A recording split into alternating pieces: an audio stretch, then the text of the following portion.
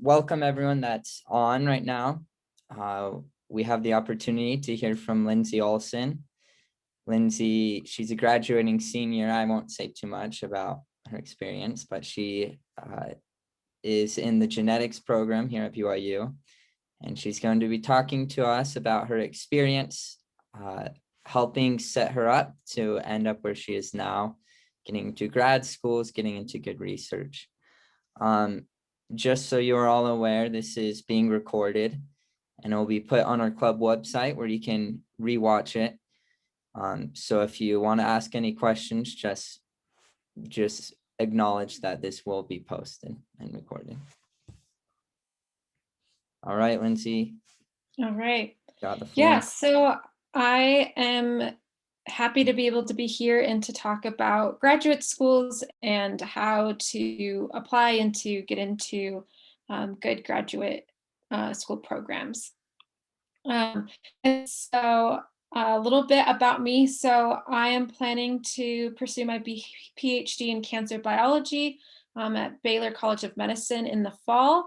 And so I also interviewed with some other really good biomedical PhD programs, including Icahn School of Medicine at Mount Sinai and the University of Michigan's biomedical PhD program, and also University of Massachusetts Medical School.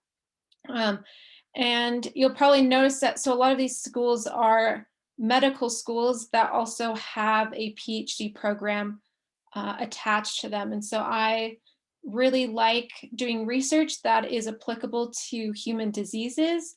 And so I specifically only applied to programs that were biomedical PhD programs. And so all of them had medical school, but they also had a PhD program. And so a lot of the faculty that you can research, some of them are going to be PhD scientists, but you also could do research with people that are MDs and are also practicing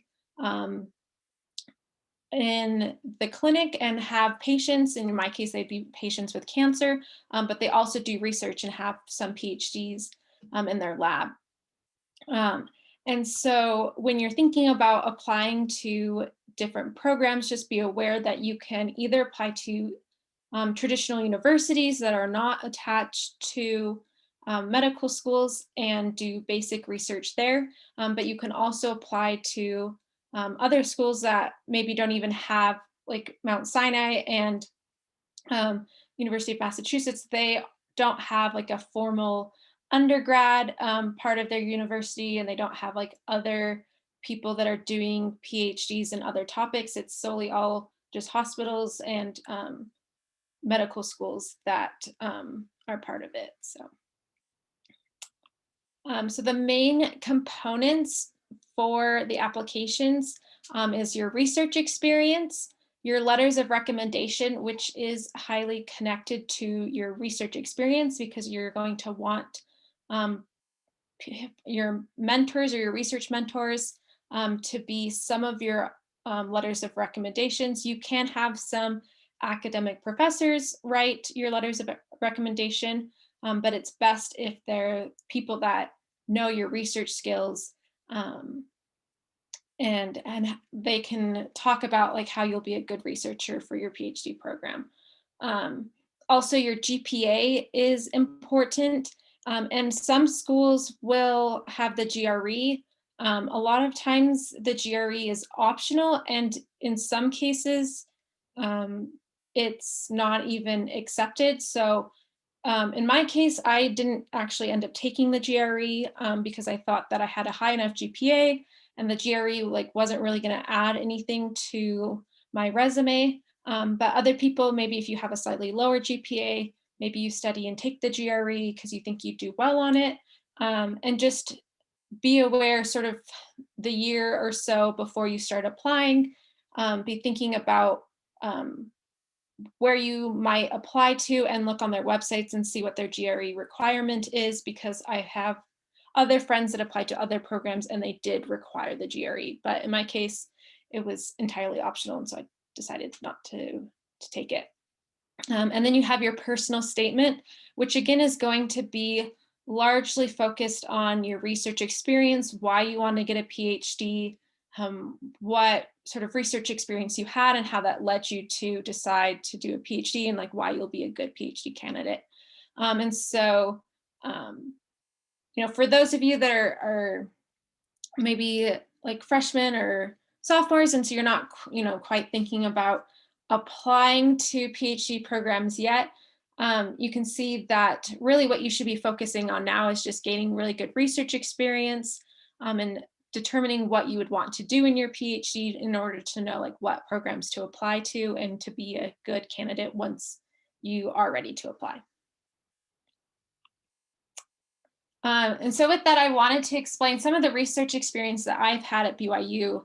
I think BYU is a great place to be, because they really emphasize undergraduate research. And so there's a lot of opportunities to join different labs. And I think this is a great club that can help you to find the right labs to give you really good research experience. And so when I was a sophomore, I started doing research with Dr. Franson, and he's in the genetics department, and he does research on caddisflies. And at the time, I knew that I wanted to do genetic research, but I wasn't, I just wanted to get research experience. And so I joined his lab, and it was very, even though like I am not going into conservation genomics and really keeping up with the research topic that I did in his lab, it was still really impactful and directive of my plan, because it was in his lab that I realized that a lot of genomic research is computational. And so because of his research, I was able to learn how to use the supercomputer, how to analyze genomes, and also I was able to write a draft. So we had different caddisfly genomes that were assembled, and I helped analyze that. And then we wrote that up in a genome report that I was the first author here. And so that was a really great experience for me to be able to have a publication and to be able to learn that whole process of doing the research and drafting it and submitting it and then going through review. It's a very long process. So again, I started this research as a sophomore, and this was just published about January. It was when it was like officially accepted. And so it's good to start doing research early, because sometimes it takes some time to get results, and to have a finished product that you can then put on your applications when you apply to graduate school. And then because I had started doing research with Dr. Franson, and I realized that I liked doing computational research, it then gave me the opportunity to join Dr. Payne's lab, who is in the bioinformatics department, and to start doing research that was more focused on my my research interests, and that was doing research that's focused on human disease. And so Dr. Payne does research on cancer. I mean, he's part of this consortium called CPTAC, which sort of their whole big pipeline is shown here on the screen. So through this group, they have people that will collect tumor samples, and then they will sequence all of the DNA and as well as the RNA and the protein and protein modifications. And so with that, there's a lot of large data sets for a lot of different cancer types. And so then our job in Dr. Payne's lab is then to analyze that and to find meaningful stories that are in the data. And that's something that I really found to enjoy, that like we have all of this data, and then it's sort of up to me and up to us to find the story and to run the analyses and make the figures that help portray the story.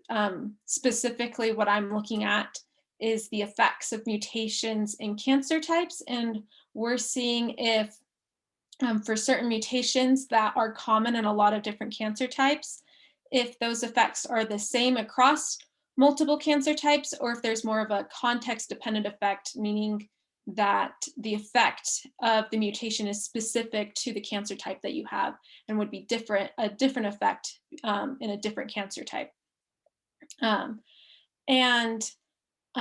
With this research, I've really enjoyed it.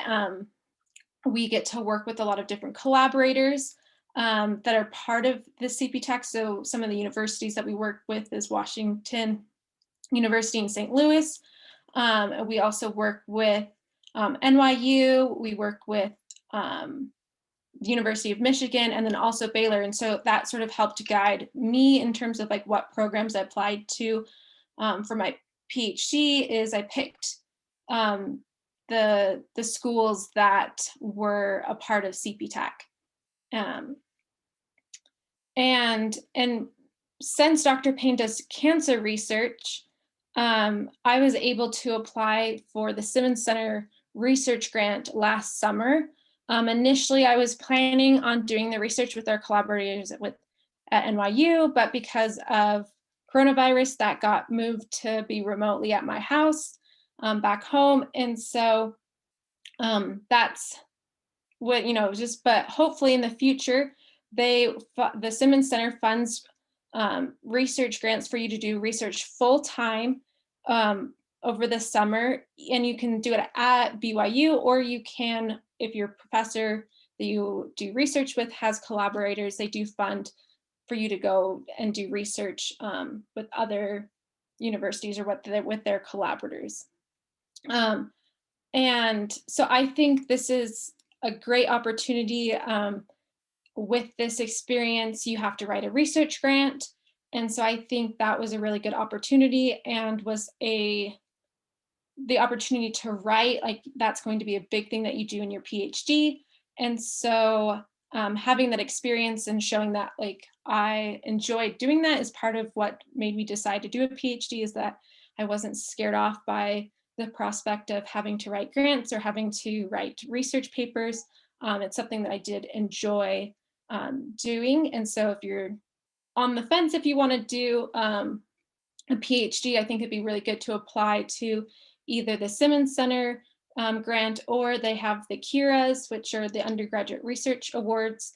And that's open to any topic, and you can write that with your research professor. And it's something that I also did with Dr. Franson. And again, that was a very good experience for me to see what it's like to write scientifically, and if that was something that I liked. And then the other thing that I wanted to highlight in terms of getting internships and opportunities that BYU has is BYU has the life science funded internships. So this isn't something that I did as a student, but I had people that are in my labs that did. And so again, BYU will fund internships so you can look on their website and see what types of internships, or if your professor has a colleague, you can work with them to create a new internship, and then BYU can help fund that. And so that's a good opportunity for you to go somewhere else and to have an internship that will be beneficial for you. And so with that, I mostly wanted to give plenty of time to answer your specific questions about how to get research or how to apply to graduate school, and sort of more of that process. So thank you.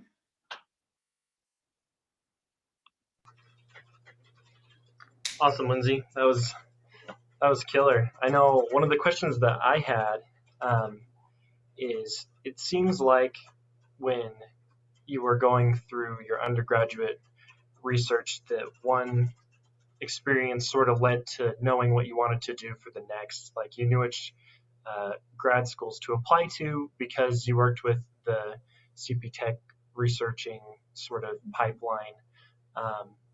Would you say that you set out from the beginning knowing that you wanted to do what you wanted to do, or did research just kind of unfold that to you as you went along? I would say that I knew that I wanted to do human genetic research as a freshman. I didn't know that I was going to be doing a lot of computational research at all. So that was something that I sort of pivoted halfway through my undergraduate time to take additional classes that would help me be better at my research and to choose research projects that were computational. And it was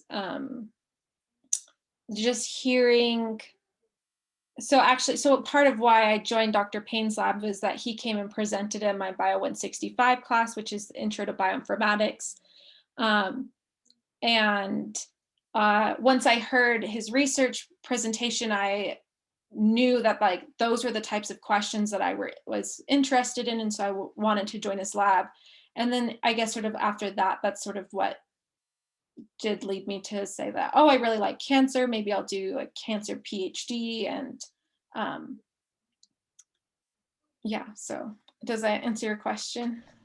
Yeah, totally. Thanks. And I think where that came from for me was I didn't even know there were these sort of just medical school programs that were completely unattached to any kind of undergraduate Yeah. program. Like I had never heard of that before. So that's really, Yeah, I don't really think interesting.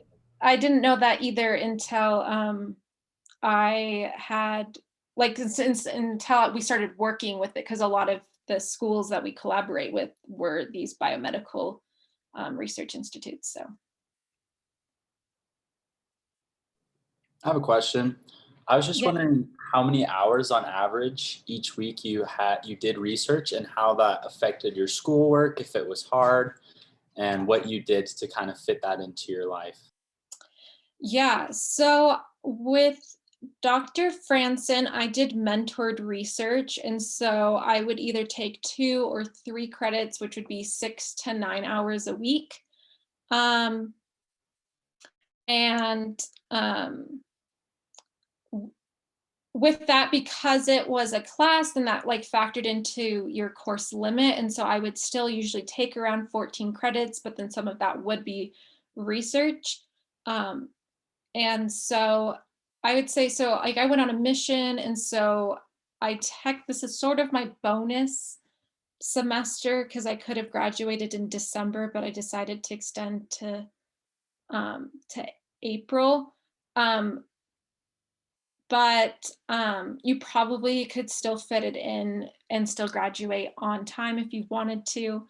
But I decided to sort of stretch it out a little bit since I didn't know what else I would be doing this semester anyways. But so that helped to fit in that research experience. And then with Dr. Payne, I'm a research assistant. And so that's just my job. And so, usually you have to work a little bit anyways as a student. And so it's just helpful that what you're getting paid to do and what your job is also like beneficial to your career. It is sometimes still difficult to manage with Dr. Payne. I usually work more like 15 hours a week. And so it can be a lot, but if you work with your research mentor and sort of set expectations, you can it's still fairly flexible in terms of your research and your schoolwork. But I will say that the summer research opportunities, so doing research this past summer, I was doing research 40 hours a week, full time. I didn't take any classes, and so I was completely focused on research. And I was able to get like way more done, and like the bulk of my hours like came from the summertime.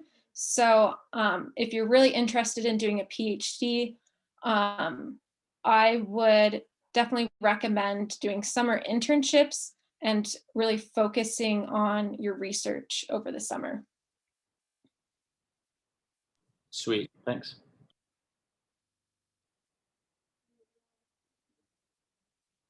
I have a question, Lindsey. Yeah. You talked about your paper and you're able to be how you're first author on your paper. How big of a role would you attribute that to you getting into your PhD program? I think it's hard. I would say being a first author is rare. And it really just depends on the type of research that you're doing. So that was a smaller paper, and we published it in a smaller journal. So like depending on what sort of your research goal and the impact of your research is, it may work out for you to be more of like a first author. But like the research that I do with Dr. Payne, I was a part of like this really big study for glioblastoma, which is brain cancer. And that paper has like I'm one of like 50 authors, and like I'm like a middle author there. So I would say having publications are definitely very impactful in terms of getting into graduate school. Most of the graduate schools, not everybody has a publication. It's not like you need a publication to apply or to get into graduate schools. I have friends that hadn't published and have gotten into really good graduate schools, but just having research experience and I would say having at least enough time in a research experience to have some results that you can really talk about is important.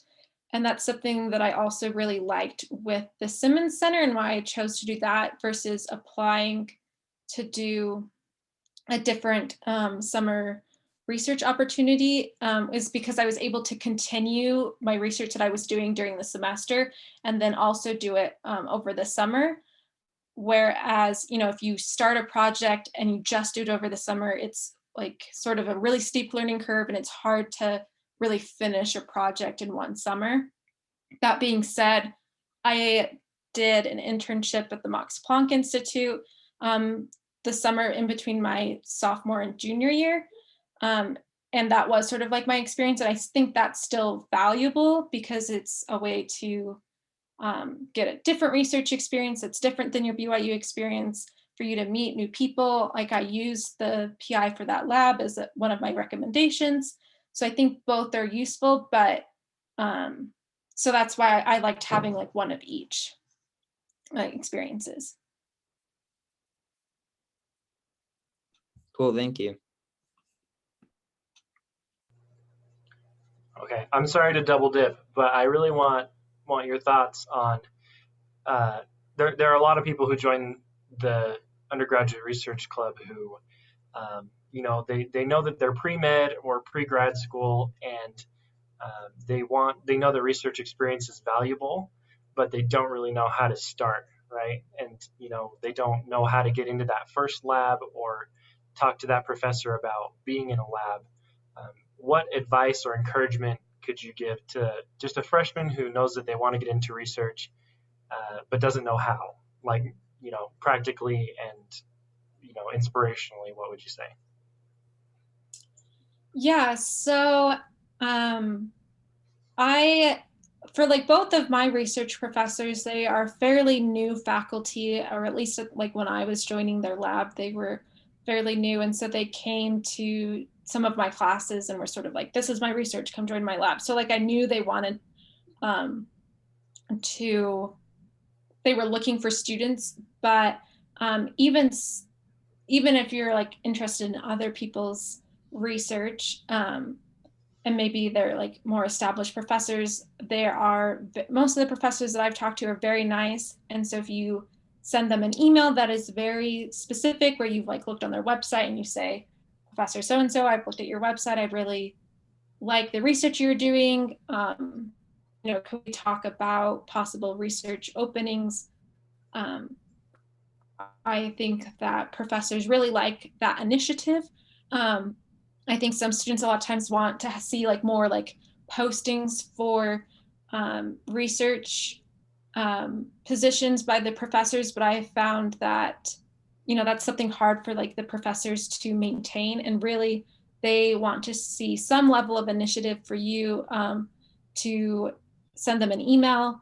That being said, professors are also just like really busy, and so if they don't respond to you like within that week, like you can send a follow-up email. You can also talk to people in your classes and see if they're doing research, and see if you have like friends that are doing research, maybe you can join their lab. And yeah, and I think like what you were saying with the club, having the shadowing opportunities, I think is probably another really good opportunity to learn about the research, show your interest, and then to join it. And like, don't be afraid to, like, I think some professors or research is more easy to join with less experience. So maybe you do join one of those labs and then switch to a more technical lab later on that requires like more skills. That's certainly something that you can do as well. But I think just start jumping in and starting young is something that's really important. Awesome, thank you. That's killer advice. That's great. Yeah, any other questions? Those are all really good questions.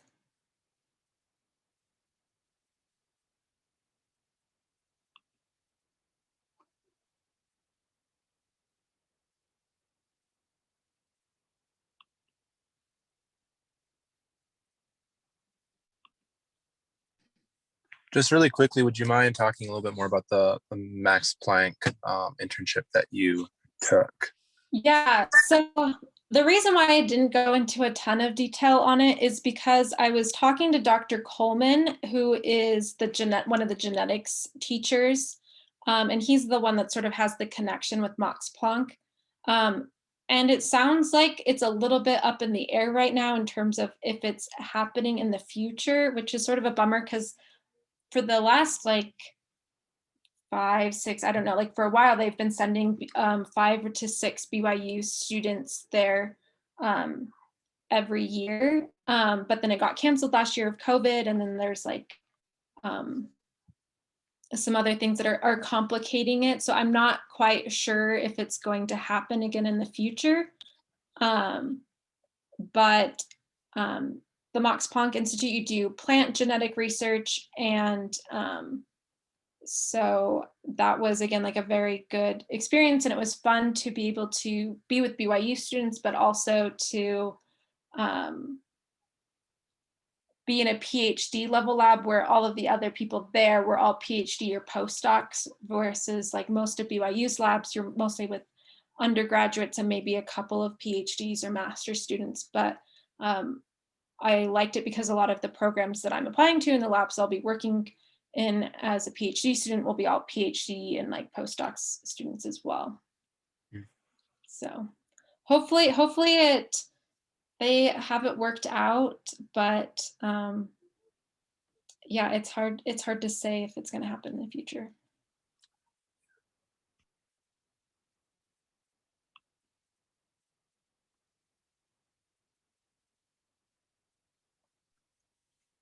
All right. If anyone has any last questions, feel free to interrupt me. But thank you so much, Lindsey. We appreciate your time. I know that just listening to this, I've learned a lot of insightful things. Really appreciate it. It makes sense to me that you're gonna go get a PhD now. Thank you. Yeah. Yeah, and feel free to reach out if you have any more questions. I'm sure you guys can pass along my email if anybody has questions. So. Yep, we'll link that right below where we post this video on the club website. Okay. But thank you. Thank you you. everyone for coming. Hope you have a wonderful evening.